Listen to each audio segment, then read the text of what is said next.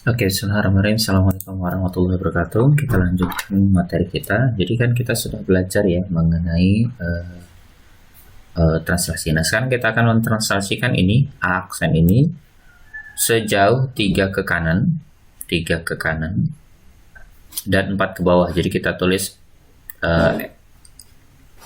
inilah. Jadi kalau ke atas itu, kalau ke samping kanan atau itu plus, jadi kalau ke bawah itu negatif. Ke J dulu ya, ke kanan 3 kali, 1, 2, 3 di sini, terus turun 4 kali, 1, 2, 3, 4 di sini, ya kan. Terus yang ini kita sebut jackson.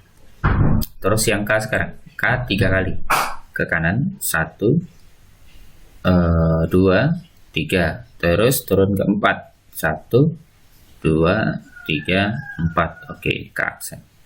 Selanjutnya yang L ke kanan 3 kali, 1, 2, 3, terus ke di sini, terus turun 4 kali, 1, 2, 3, 4. Oke, di sini kalau kita tarik garis seperti untuk ini, seperti ini. Nah, inilah disebut dengan aksen. Gitu ya caranya ya untuk mentranslasikan ininya. Yang penting kita tahu dia ditranslasikan ke kiri ke kanannya itu berapa. Nah, setelah kita, nah ini bisa kita tulis ya. Ya, ini sebenarnya notasi apa namanya itu, notasi matriks ya, belum kalian pelajari, dipelajarinya di SMA. Jadi sebenarnya transformasi geometri ini akan sangat mudah sekali dipahami kalau kita memahami penulisan dan tata cara penyelesaian matriks. Selanjutnya bab selanjutnya yang akan kita pelajari itu adalah rotasi atau perputaran. Nah, pertanyaannya adalah apakah kalian pernah melihat sesuatu benda hal yang berputar ya? Pasti sering ya, seperti apa? Seperti roda, jam, gitu ya. Kincir air, kincir angin, itu adalah sesuatu hal yang berputar. Nah, jadi kita akan bicara tentang bagaimana jika suatu benda itu berputar gitu ya. Jadi kan kita sudah belajar apa aja tadi kemarin itu sebabnya. Yang pertama itu adalah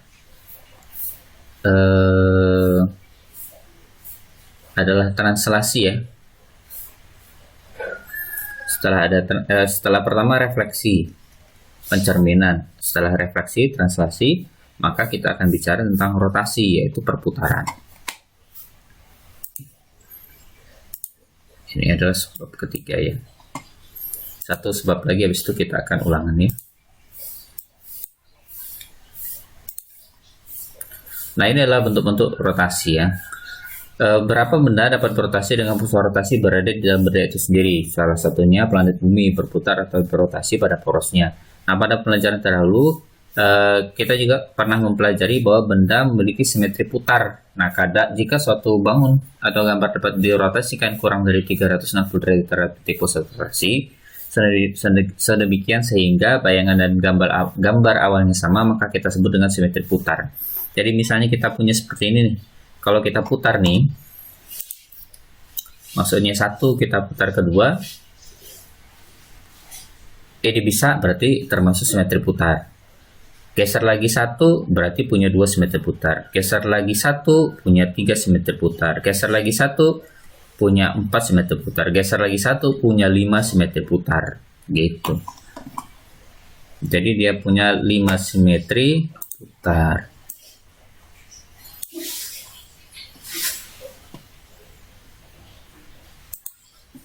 Kalau di satu lagi, kalau bisa putar satu lagi berarti dia punya 6 simetri putar ya.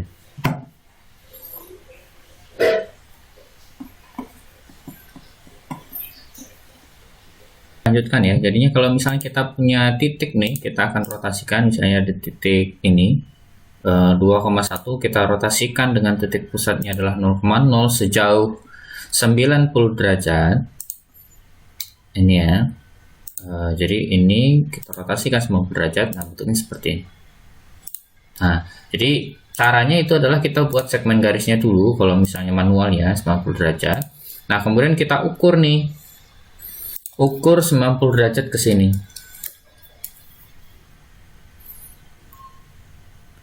Kemudian kita tarik garis. Nah, inilah titiknya. Jadi intinya itu ya, kalau untuk merefleksikan titik, titik kalau 90 derajat. Nah kalau misalnya 270 derajat misalnya, ini kita hapus dulu ya.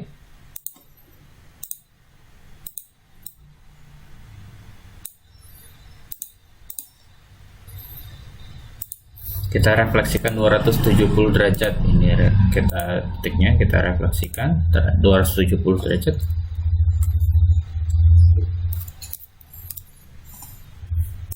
Nah jadinya seperti ini, caranya sama kayak tadi. Jadi kita buat dulu segmen garisnya tuh dari sini ke sini, terus kita ukur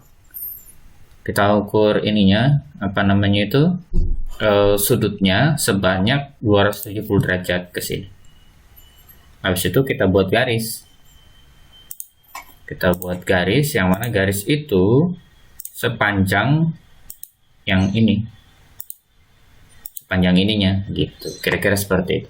Nah, ini adalah, jadi kalau kita buat ini A, maka ini A aksennya gitu. Jadi ini adalah rotasinya. Gitu ya. Ini kalau 90 derajat. Nah, kalau misalnya berupa benda ya, kita hapus.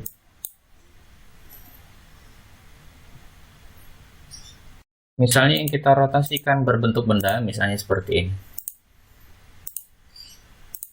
Kita rotasikan ini ke dalam pada titik ini. Ya udah, kita rotasikan titiknya masing-masing sama kayak sebelumnya. Jadi pertama kita buat dulu segmen garisnya ini ya. Segmen garisnya ke sini.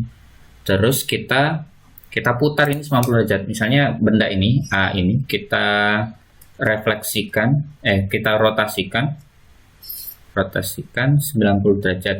Nah, berarti kita muter 90 derajat. Jadi kita buat segmen garis nih.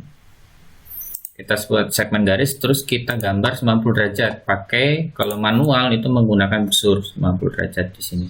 Udah ketemu titiknya. Nah, sekarang kita buat panjangnya gitu. Jadi kalau kira-kira kita buat 90 derajat, itu berarti bentuknya di sini. Sebentar ya. 90 derajat. Nah, bentuknya seperti ini. Jadi kita buat ini adalah kalau misalnya kita kasih nama A, ini B, kemudian C, ini A aksen. Nah, terus kita yang B ya, B itu sama, kita buat garisnya dulu. Kita segmen garisnya dulu. Nah, terus kita buat 90 derajat. Nah, 90 derajat ini sesuai dengan ini, apa namanya itu? Dengan busur dibuat 90 derajat. Nah, kalau 90 derajat berarti kita buat ya 90 derajat. Dirotasikan 90 derajat. Nah, di sini. Dan yang terakhir adalah ini, kita kasih nama dulu. Ini adalah B aksen. Kita buat 90 derajat menggunakan ini ya, menggunakan apa namanya itu? Busur, harus pakai busur. Kalau nggak pakai busur susah. Selanjutnya ini yang kita rotasikan C terhadap 90 derajat. Jadi ini 90 derajat ya. Kita kasih nama dulu. Yang ini C aksen. Jadi setelah itu kita buat garis saja, garis yang melewati ketiganya. Ini. Nah, ini adalah kalau disebut ini A, maka ini A aksen. Nah, aksen ini adalah bayangan dari ini, di mana bayangan ini adalah hasil dari rotasi. Hasil dari rotasi A aksen sejauh 90 derajat. Gitu. Oke ya, itu saja. Assalamualaikum warahmatullahi wabarakatuh.